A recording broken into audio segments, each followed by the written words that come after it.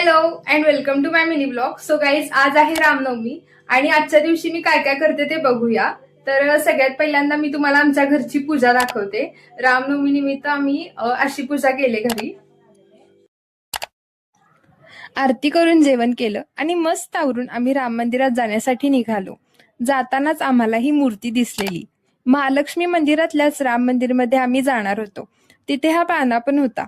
त्यानंतर आम्ही आई महालक्ष्मीचे दर्शन घेतले. तुम्ही पण घ्या. आणि बाहेर थोडा वेळ मंदिर परिसरातच बसलो. महालक्ष्मी मंदिराचं काम सुरू आहे, त्यामुळे तिथे जास्त वेळ न थांबता आम्ही आमच्या दुसऱ्या लोकेशनवर जाण्यासाठी निघालो. नामस्मरण सेवा सदन. इथे यायला मला खूप खूप खूप आवडतं. तिथे जाऊन मन एकदम प्रसन्न झालं. तिथे कंटिन्युअस नामस्मरण करायचं असतं. मनाला खूप शांती मिळते. तुम्ही रामनवमी कशी साजरी केली हे कमेंट्स करून मला नक्की सांगा. जय साईराम.